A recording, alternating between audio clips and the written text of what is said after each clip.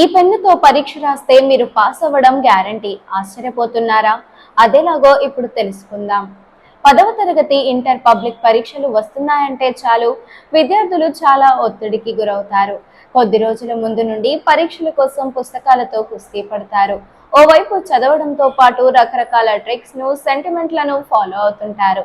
పిల్లల చదువుల కోసం విద్యార్థులతో పాటు వారి తల్లిదండ్రులు సైతం తెగ హైరాణ పడతారు. తమ పిల్లలు పరీక్షలలో పాస్ అయ్యి మంచి మార్కులు వస్తే దర్శనం చేసుకుంటామని, ముడుపులు చెల్లించుకుంటామని తమ ఇష్ట దైవాలకు కొందరు తల్లిదండ్రులు మొక్కులు మొక్కుకుంటారు. పరీక్షల ప్రారంభం రోజైతే కొంతమంది పేరెంట్స్ తమ పిల్లలను దగ్గరుండి ఉదయాన్నే ఆలయానికి తీసుకువెళ్లి పెన్ను, హాల్ టికెట్ ను దేవుడి వద్ద ఉంచి పూజలు చేశాకే పరీక్ష కేంద్రానికి తీసుకువెళ్తారు. ప్రతి ఏటా 10th క్లాస్ పరీక్షలు వస్తున్నాయంటే చాలు పరీక్షలకు కొద్ది రోజుల ముందు శ్రీకాకుళం జిల్లా కేంద్రంలోని విజయ గణపతి ఆలయంలో ఓ ఆనవాయితీ అందరినీ ఆకట్టుకుంటుంది. ఆలయ నిర్వాహకులు పరీక్షలకు రాసేందుకు వెళ్లే 10th క్లాస్ విద్యార్థులకి ప్రత్యేక పూజలు చేసిన పెన్నులను విద్యార్థులకు ఉచితంగా అందజేస్తారు. అయితే పెన్ను కావాలనుకునే వారు పూజకు ముందు రోజే ఆలయంలో పరీక్ష రాసే విద్యార్థి గోత్రనామాల వివరాలు అందివ్వాలి.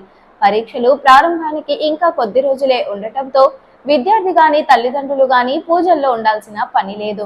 పూజ జరిగిన మరుసటి రోజు ఆలయానికి వచ్చి పేరు గోత్రం చెబితే చాలు పూజ చేసిన పెన్ను అందజేస్తారు. సహస్ర కలశాభిషేకం, సహస్ర స్వర్ణ పుష్పార్చనల గురించి తెలిసే ఉంటుంది.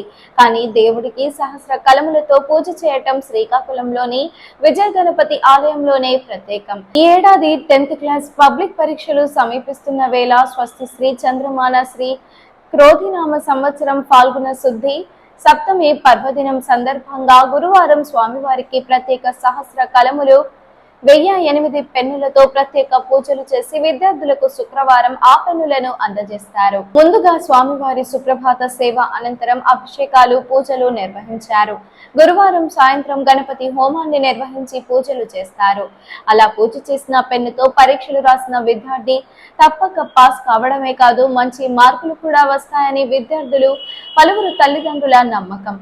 ఈ ఆనవాయితీని 2005 నుండి విజయ గణపతి ఆలయంలో నిర్వహిస్తూ వస్తున్నారు. ఈ మహిమగల పెన్నుల గురించి ఆ నోట ఈ నోట ప్రచారం జరిగి క్రమేపీ ఈ పెన్నులకు విద్యార్థుల నుండి డిమాండ్ బాగా పెరిగింది.